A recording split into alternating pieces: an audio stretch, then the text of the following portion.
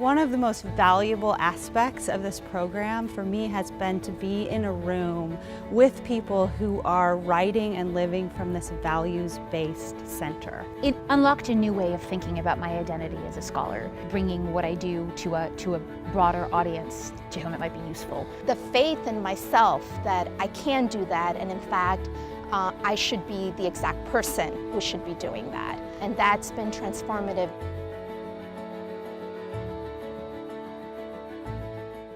But I want you to reflect on how and why these accomplishments and highlights have happened since we began in the fellowship.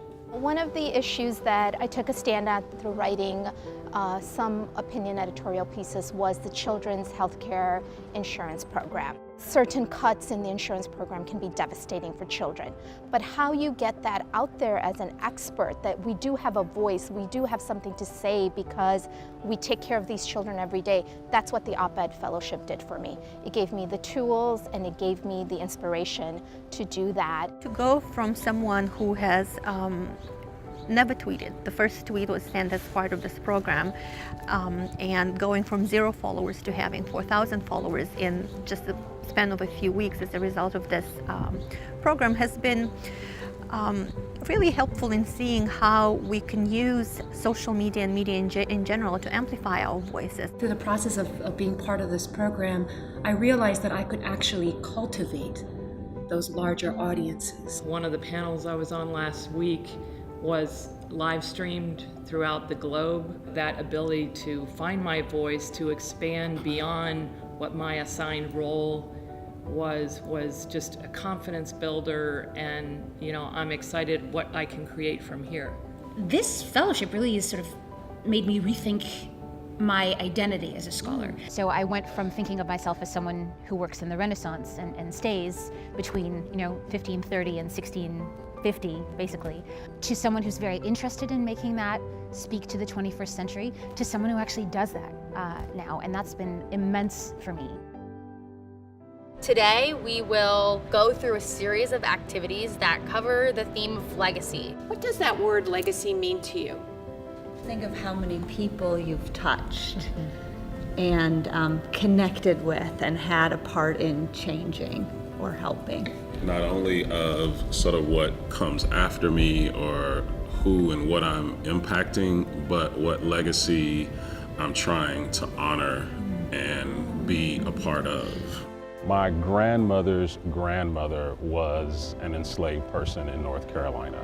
My grandmother actually saw the scars or whip marks on her grandmother's back. She actually saw scarring from the shackles on her wrists and ankles. And so those stories left an indelible impression upon me and remind me of the importance of telling the stories of enslaved people, of enslaved Black women, right? The story of race. I want to tell you about a project.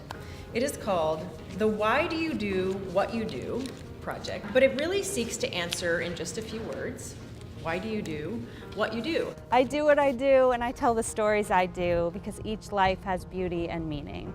I do what I do to create more seats at the table.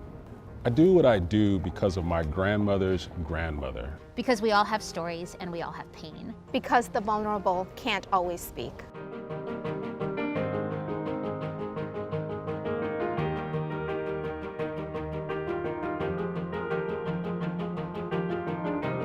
My main priorities in wanting to do public voices is in trying to be helpful and be useful beyond the very narrow scholarly conversations that we can sometimes find ourselves having. The consequence of not saying anything is being inconsequential. That really, I think, emboldened and ennobled my resolve to say more. How do we tell new stories? How do we change the narrative of history? How do we make this more equitable and more just?